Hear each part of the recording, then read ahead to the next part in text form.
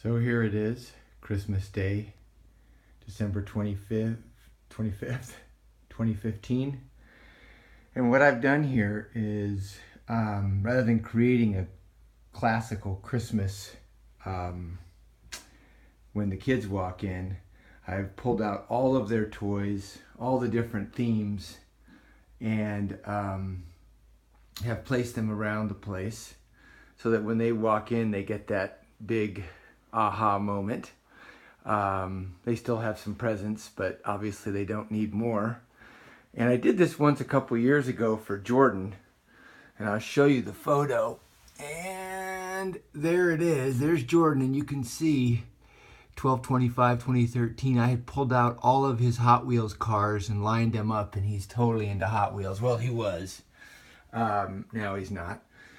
So I pulled out all their toys, everything, all the different themes. I'll point them out just for fun. They love their stuffies. Oliver's into more exotic animals. This is the kitchen. So I pulled the stuffies out. The ones that I have, they have boxes and boxes more. Oliver's got in turtles and sloths and whatnot. And Jordan is completely into frogs. So I got his little red frog right there. And I got another big bullfrog here. Oh, there. And he's actually cool. He's a puppet. Oliver's still into dinosaurs. So I got the kitchen filled with the stuffed animals. These photographs you see coming down is just a thing that I started doing a year ago after the separation, just so that when they came to the house, they would feel comfortable with, this is my past. This is, I feel good. And I have these things all over the place, and some of you that have been here, some of you that have been here have seen these, but they're all over the place. I just keep, they're themed. So birthday, Christmas, summer, and you can see there's some over there too. So if you go to my YouTube channel that I've had for 10 years, you'll see that for the last 8 years, I have been doing stories with toys. With Oliver, and this has grown to be a huge thing. It's called Story Game, and we do use props, but the kids will play video games when they're tired and they just want to let their brain be fed information. But for the last couple months, last few years, we do a lot of story games. So we've obviously got a lot of Legos, different Legos from different series, and any kid that's watching this will recognize a lot of these. This thing right here I bought about 8 years ago, and it was all in pieces. And I started pulling the pieces out, and this one right here, $120 toy, it was all in pieces. And in my spare time, I started building all these things back. I had offered to pay certain kids, and they all said no, and pay them good money. This is Jordan's Blue Jet. It was in 1 million pieces. I had to order pieces. I had to find pieces. And finally, I couldn't find that wing right there. And magically, after a month, it popped up. It was on some other toy. But anyway, so I got a lot of Legos with a lot of different themes. These guys in the foreground right here is a really cool kid's story called Skylanders. There's been about 4 different stories, and I think we've got about 3, and we don't even have anywhere near all the Skylanders, but that's a pretty nice collection. The kids really dig it, and I got them the new one for Oliver's birthday, so more to get. And here's some of the other Legos that we've bought over the years. Very intricate. And so, like I said, if you go to my YouTube channel that I've been keeping for years, you'll see that what we do is we create these stories. Very, very elaborate stories, and it's always about, it seems to be, what Oliver calls the 5th element, love. And in his mind, all the aliens are coming here for one reason. Either to get the 5th element or to see what we're doing with the 5th element. This is a guy that I built. I paid $125 for that. Now you can find it on eBay. I think I found it for $400.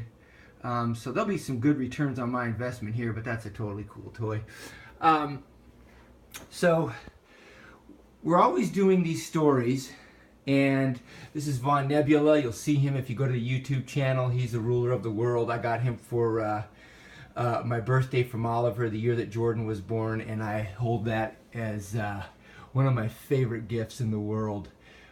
He was probably $40 when we got him, and I think lately I've seen him for $265. I'm not doing this for the money, but it is kind of interesting how they go up in value. But this is one of my treasured presents right there. That guy, Von Nebula, just because Oliver bought it for me the year Jordan was born. Here's the Star Wars collection. That's the whole group. We walked into Toys R Us. Oliver's mom bought him General Grievous. I bought him that, and he was stressing over the other guys, and I just said, just get him. So for $100, he got the whole collection in one day. Well, actually, it was $200 because I had to give Jordan the right to go buy some presents. So here's some other gifts. Oliver gave me this Almond Joy a year ago. I'll keep that forever. And Jordan gave me, oh, it's in the car. Jordan did recently give me that balloon. And he did give me a walnut about 3 months ago. And these are just things that I keep and I treasure and whatnot. But here's another story thing that I have up. So we got all these guys around, right? I mean, thousands of dollars. So it's Christmas Day. Kids are going to come in. They're going to see all this stuff. You know, here's a walk down our weapons row. What's cool is we've got all these weapons, and we rarely ever use the bullets because it's about the story. And people that know me know I just love the story. I've written 3 novels. They were garbage, but I love the story. This is one that I got Oliver for his birthday. It's a fully automatic minigun that shoots like 50 bullets. He's never used it, but here's a weapon from the story Halo right there. So as you look down this area, we've got all the weapons that we use, and we use these every time they come over. Mostly we use the soft weapons, and my dad and Emmy have probably recall, you know, like things like this where we just beat each other with these things when we're playing our games, and we wrestle every time we're together. So here's an idea of the story game. We got the Millennium Falcon over there. Here's Star Wars. We got back into the little Lego guys again. Here's some Transformers, and here's some more. So Jordan, my 5-year-old, he's got these guys from Minecraft. He'll use these in the game. And this is his room. This is Jordan's stuff that he has. They don't share very well, but just like Oliver's anger I told him a year ago, don't force it away. It'll go away by itself as you get bigger and bigger. And his anger has gone away. I told him, don't worry about sharing. You'll figure it out as you get older. But Oliver is definitely a collector mentality. He likes full sets of everything, and then he doesn't like touching them. He just likes to see the set. So I could see him. He wants to be a scientist. And I don't know what kind of scientist he's going to be, but it'll be interesting to see. There's my little desk for work. Awesome. Anyway, so, here's all of our Lego pieces. This used to be tons and tons of these boxes. And like I said, I've been building these things back to life in my spare time. So I'll have the kids come in the door, and then I'll have them come in here. And this is what we call our wrestle room. We're not going to be wrestling today, but we might, but I'll have to move that mirror door that keeps falling down, and my dad and Emmy will recognize that. The thing just kept falling down, so I just pulled it off. But normally we've got these 2 mattresses out. I sleep on that bed. That's a very expensive bed. It's super good. It's a Casper. But I bought them. You can see these balls. I bought them 15 of these, and I put them in boxes. And what we do is we take the plants out of the window, and we put the futon over here, and I've got these bean bags that I bought, and we just battle each other. Jordan does not like it, I will say, and so we have to play different games with him. Jordan is not into fighting anybody, although he does have a good temper, which is actually lessening. He's actually becoming older, and he's at 5, and he's becoming more aware when he gets mad. We talk about it, good to get mad, and good to get mad in the right way. And so at 5, he's doing a good job on that. But he does not like to battle and get hurt. I did get him a few presents. I don't know what I'm going to do with the presents. I wasn't the only one that contributed to this, but it's funny because what I did was most of these boxes are filled with balls, and I was just going to empty them out, but I did. There are a lot of prank gifts here, and I got one more prank gift to make for Oliver. Oh, there's some more up there. But so I think I'll put the presents in here, and thank you all for contributing, whether it be money, Amazon. I really appreciate it. But that's what the kids are going to see. I don't know how to do the lighting yet, but I wanted them to walk in the door and just be like, wow. This Christmas, our goal was to spend the whole December in Costa Rica, and we weren't going to do toys. We were going to do volunteer work.